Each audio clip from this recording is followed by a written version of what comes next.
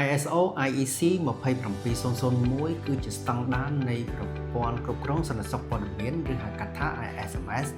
ដែលបង្កើតឡើងរួមគ្នាដោយអង្គការស្តង់ដារអន្តរជាតិ ISO និងគណៈកម្មការអគ្គិសនីអន្តរជាតិ IEC នៅក្នុងស្តង់ដារ ISO IEC 27001 មាន main clause ចំនួន10និងមាន sub clause ជាច្រើនថ្ងៃនេះខ្ញុំនឹងរៀបរាប់ត្រួសអំពី main clause ទាំង10របស់ ISO IEC 27001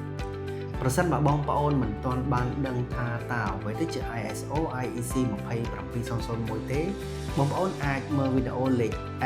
SMS 001របស់ខ្ញុំបាននៅក្នុង clause មួយគឺនិយាយអំពីវិសាលភាពឬ scope ដែលនៅក្នុងវិសាលភាពនេះបានបញ្ជាក់ថា ISO IEC 27001 2022 នេះ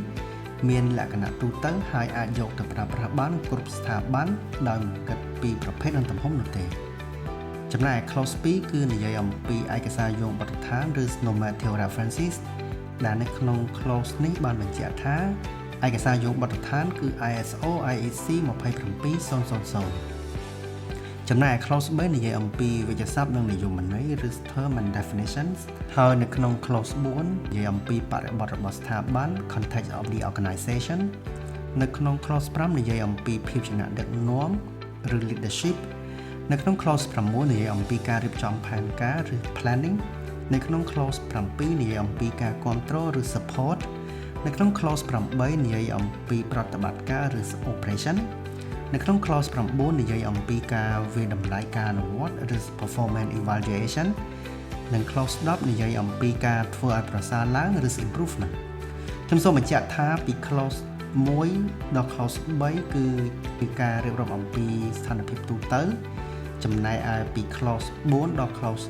10គឺជាអ្វីដែលក្រុមហ៊ុនត្រូវអនុវត្តហើយការធ្វើសវនកម្មនិងការត្រួតពិនិត្យគឺចាប់ផ្ដើមត្រួតពិនិត្យពី clause 4ដល់ clause 10មួយវិញទៀតខ្ញុំសូមបញ្ជាក់ផងដែរថា